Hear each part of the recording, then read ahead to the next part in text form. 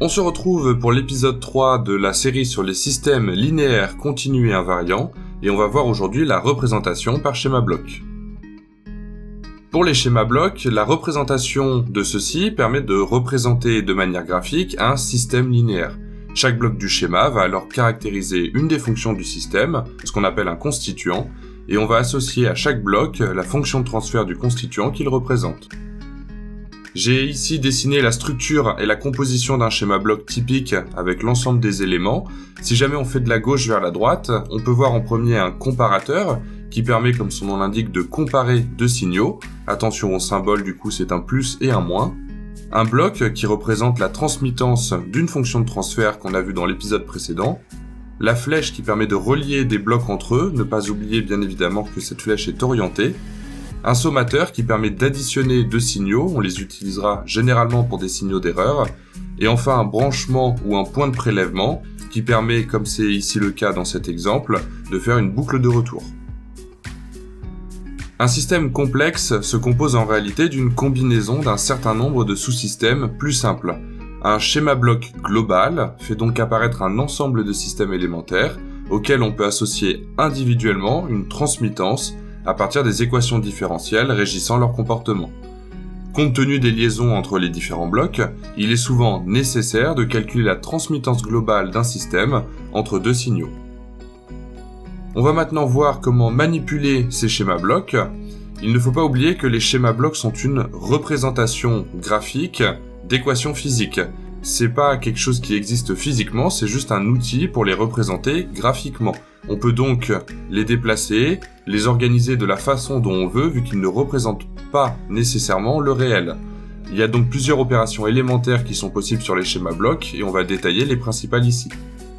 Pour des blocs en série, comme c'est le cas sur l'exemple en haut à gauche, on peut les multiplier entre eux afin d'obtenir un seul bloc. Donc la fonction de transfert équivalente à l'association de blocs en série est égale au produit des fonctions de transfert.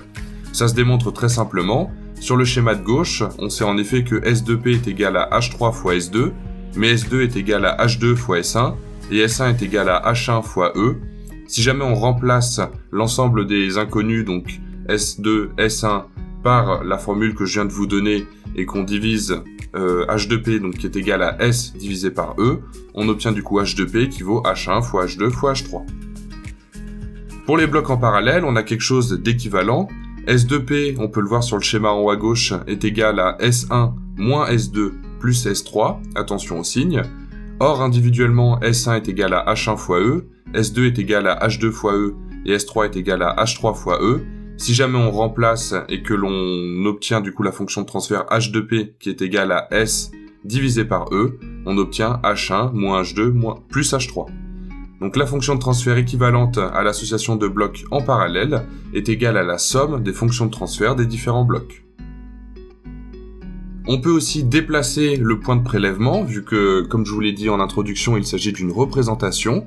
Si jamais dans l'exemple en haut à gauche, on peut voir que Z2P est égal à E2P, si jamais on décide de déplacer le point de prélèvement à droite du bloc, il va falloir diviser par H2P, donc on rajoute un bloc virtuel, afin que Z2P soit toujours homogène à E2P.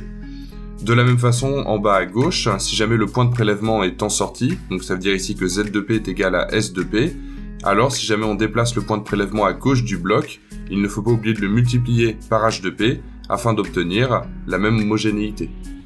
Pour réfléchir à ces opérations de sommation, je vous conseille de réfléchir d'un point de vue homogénéité. Ça vous permettra d'éviter de vous tromper en faisant différents déplacements et donc ajout ou retrait de différents blocs. On a la même règle avec le déplacement d'un comparateur. Il s'agit ici exactement de la même démarche, vu que l'on doit toujours comparer des signaux de même unité, pour qu'ils soient homogènes entre eux. Si jamais le comparateur dans l'exemple en haut à gauche est déplacé à droite, alors il faut multiplier les deux signaux par H2P afin de comparer des objets similaires. Et dans l'exemple en bas à gauche, on peut voir que le comparateur initialement à droite, si jamais on le déplace à gauche, il faut diviser E2 par H2P afin de comparer des signaux égaux. On va maintenant parler de la chaîne fermée pour les systèmes asservis.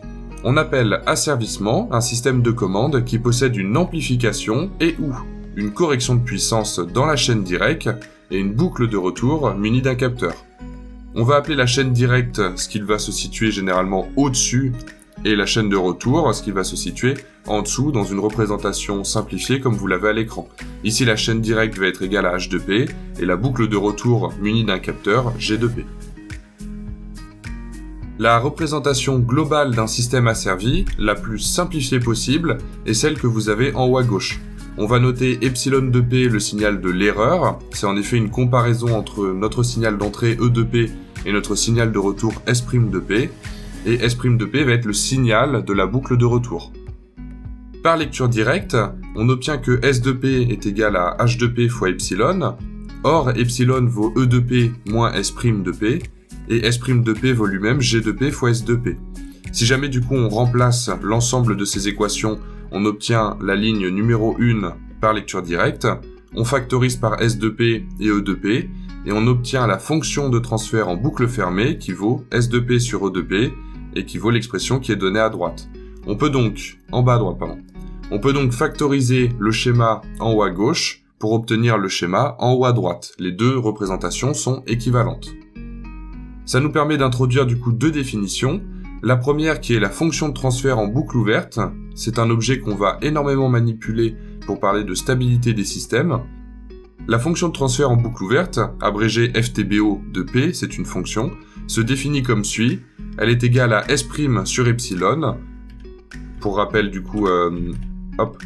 S' c'est le signal de la boucle de retour et epsilon le signal d'erreur. Et par lecture directe, on obtient que la FTBO vaut H2P fois G2P.